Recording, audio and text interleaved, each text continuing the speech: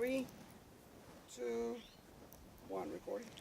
So Sheila, tell me about the California Cattle Women.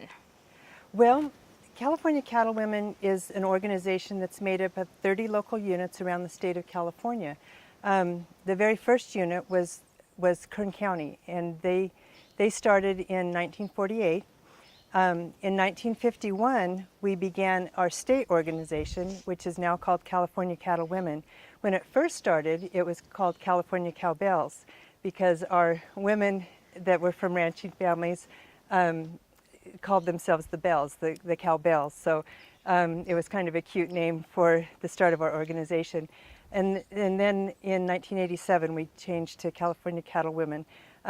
We're an organization that is largely engaged in beef promotion and education.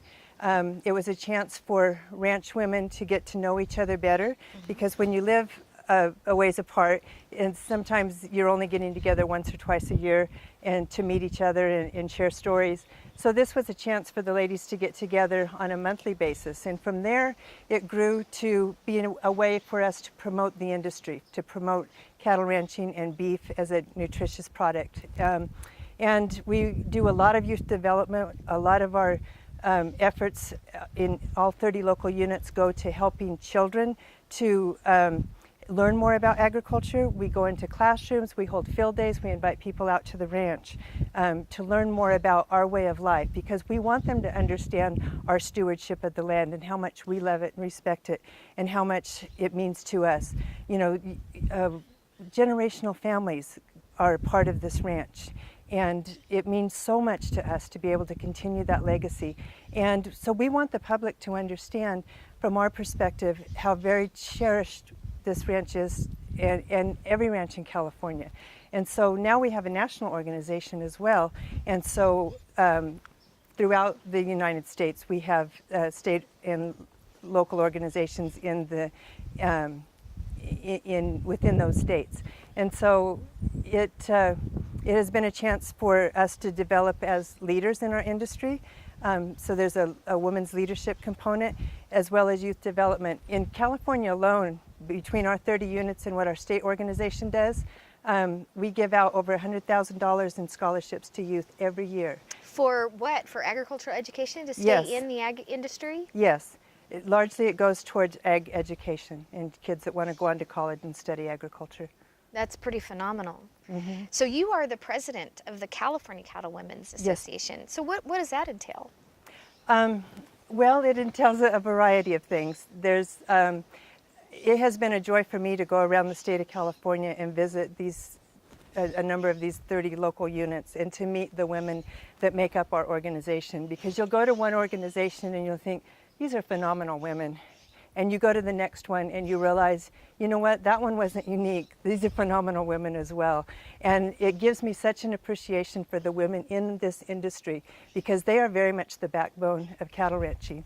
They work alongside their husbands and are riding, working cattle. They're doing the books for the ranch a lot of times, as well as taking care of the family, getting the kids where they need to be, providing for what every mother does. Absolutely. You know, when I was talking to Mona earlier, 86 years old, and the historian of this valley, I think, she's brilliant, just amazing. Truly. She was telling me that, you know, oftentimes during like the Depression or World War II, or the men would go off and make money, because there wasn't money in ranching at that time, and the women would take care of the ranch and the children. And I think that can be said in time of war and things like that as well. They very much have stepped up to the plate and have been leaders along with their husbands. And speaking of husbands, ranch wives have such respect for those men that they've married. The dedication and the hard work that our husbands put in. And it's truly a family unit. It's a team to make it happen. And beyond just the husband and wife, it's the sisters and brothers and the moms and dads and grandparents. It truly is a family organization. 98% of the farms and ranches in the United States are family owned and run. And so, just like this ranch. Just like this ranch. And you married into this family. I did. My husband is Jeff Bowen. He's the best cattle rancher I know. And he is such a textbook of knowledge in terms of the layout of this land, the wildlife that's on it, the native plants that are a part of it.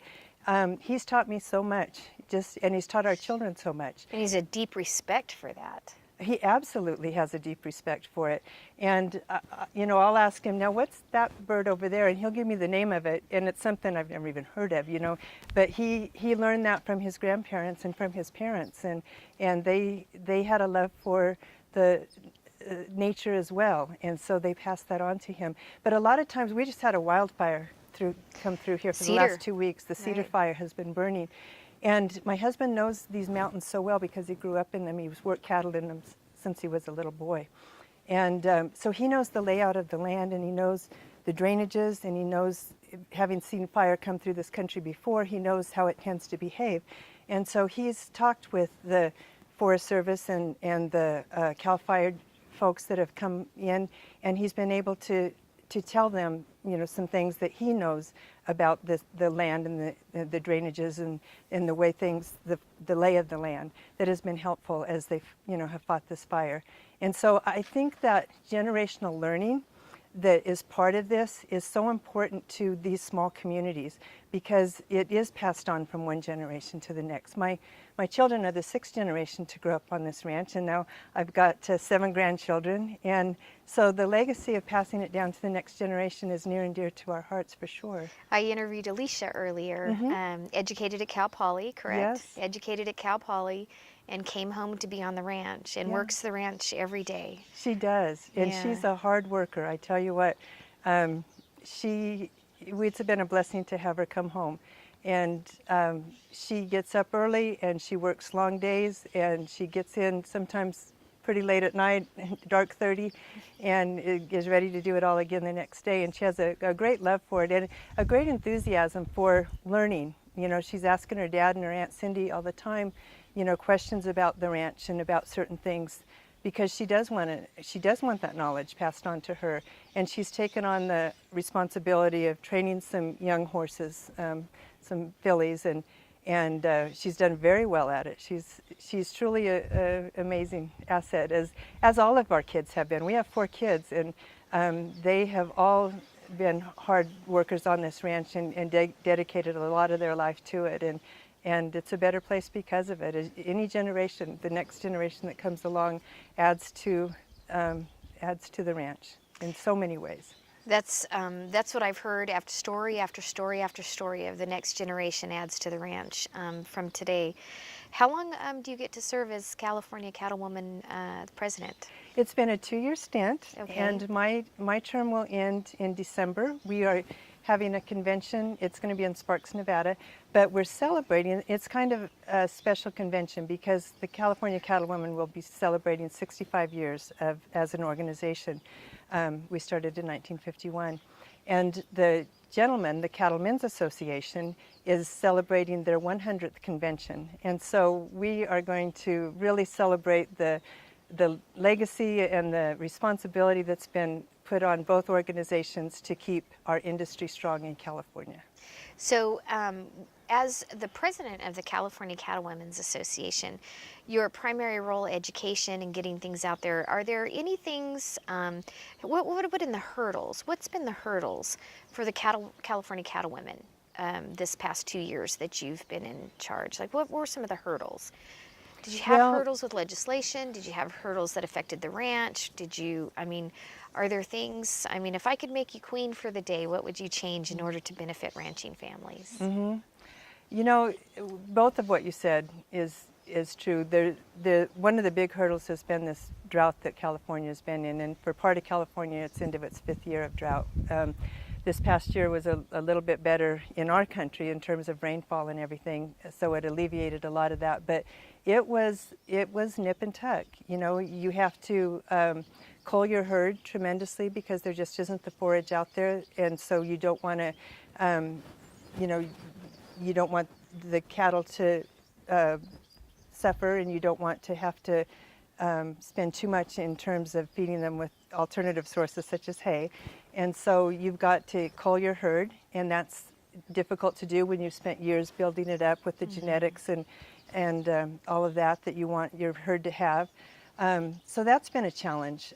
Legislatively, it continues to be a challenge, and it continues to be a challenge in California. And I think as an association, what I would like people to know is that we respect the land and we respect the animals, and we want to continue to be here. We are sustainable. When you're talking about going into the 7th generation, there's 150 years. There's some sustainability there. And government hasn't had to tell you how to do that. You No, have, no, ma'am, yeah. they haven't. And what we would like is a little bit less regulation, because every time you have to, one more layer of you have to do this to comply with this, then that takes away time and effort that a family puts towards taking care of the land and the cattle, because you're complying with paperwork or other things that the government says they need to know about and need to have. And so, you know, we could do with less of that. And we think that private property rights, water rights are the foundation of this nation. In terms of why did people come to the United States? Because they could have their slice of the dream here. Okay, there was that opportunity to be entrepreneurs and to rise above what your family had known before.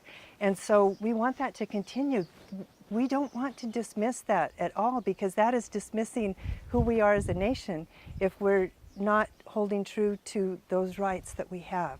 And so we are proud to be putting food on the plates of not only the American people, but people around the world. And we know that that's an important responsibility, and we take it very seriously. And we love doing it as a family. That's phenomenal. You today I've interviewed 86 and 80-year-old ladies that are Yes. cattle women matriarchs, right? Absolutely. Absolutely. My mother-in-law, Alice Bowen, has Yeah. certainly been a huge part of this ranch, and we're so thankful for her. And her mother-in-law, Helen Bowen, the same. The strong women, women who aren't afraid to get out there and work very, very hard for their families. And I so respect them. And we've also interviewed the younger generation. You're kind of in the middle. I bet you're proud of the legacy that's been handing to the next generation. And I think you're very proud of the next generation. After interviewing Alicia, who is your Yes. daughter, I bet you are so proud that one day the hands of this ranch will be in that generation's capability to continue on for another 100 years. How long have this ranch? 118? Oh, well, over 140 years. 140 years. So you got another 140 years, and Alicia's going to be a big part of that. Yeah, absolutely she is. And the next generation will have a big job to do, and they may face some challenges that we haven't had to face, you know. But I think everybody loves open space, and I think that we need to understand that you can be an entrepreneur and have open space as well. And cattle ranching is an ideal blend of those two things. Absolutely. And we love what we do, and it's important to our nation, and we want to keep doing it. So is there anything that I didn't ask you that you would like to say? Can you think of? You know, I just want to express my appreciation for the cattle women that are a part of the local units around the state and that make up our state organization, and then ladies that I've met nationally. In this position, I've been able to do a little bit of traveling and meet women across the nation, and they truly are a phenomenal group of women. They find time to do these extra things that promote our industry, that lead to children developing in with knowledge and understanding that they maybe wouldn't have gotten otherwise. To have hands-on opportunities to see animals up close, firsthand. And some kids have never done that before. They've never seen a cow or a horse or been able to pet one. And so for us to be able to come to them, or they come to us and have that experience, we're honored to do it. And it does take time and planning. But we find it's important. It's very important. Such a small percentage of our population is tied to the land anymore in terms of agriculture, that when you get a generation or two beyond those folks that have that knowledge, they quickly forget where their food comes from. And it's very important that we as a nation are able to feed ourselves. You know, it's great that we have trade and that we trade back and forth, but truly at the end of the day, we want to be able to have our own food supply here on our own soil.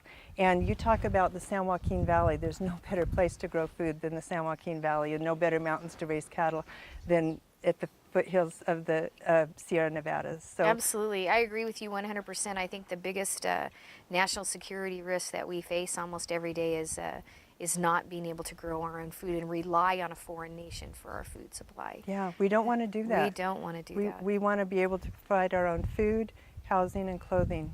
And those are the three basic needs that we have, and we need to keep them at home.